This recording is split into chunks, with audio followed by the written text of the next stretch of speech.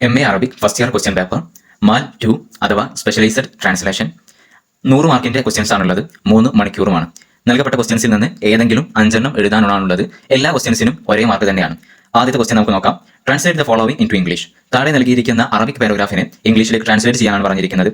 Law ആദ ഷഖ്സുൻ നമ്മുടെ 15ാമത്തെ unit ആയിട്ടുള്ള തർജുമത്തുൽ ഇൽമിയ വൽ ഫന്നിയ എന്നുള്ള ആ പാഠത്തിലെ 1ാമത്തെ പാരഗ്രാഫാണ് ഇവിടെ നൽകിയിട്ടുള്ളത്.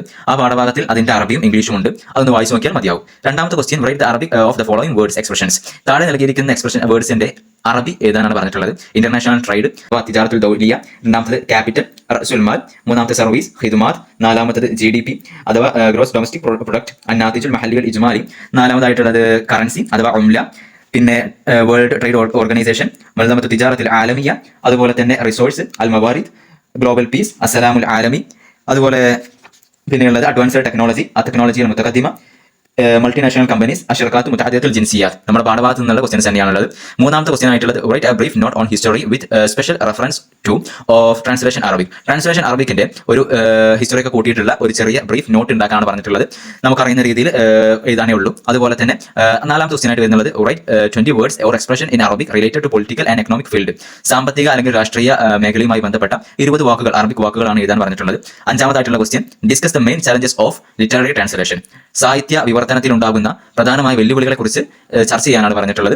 ആറാമതായിട്ടുള്ളത് write a letter to your father in Arabic about your admission in college. കോളേജിൽ നിങ്ങളുടെ അഡ്മിഷനുമായി ബന്ധപ്പെട്ട ഒരു കാര്യത്തിൽ നിങ്ങളുടെ പിതാവിന്റെ ഒരു ലെറ്റർ എഴുതാനാണ് പറഞ്ഞിട്ടുള്ളത്. നമ്മുടെ അവസാന പാഠഭാഗത്ത് അതിന്റെ ലെറ്ററിന്റെ ഫോർമുലകളും കാര്യങ്ങളൊക്കെ ഉണ്ട്. അതനുസരിച്ച് എഴുതിയാൽ മതിയാകും.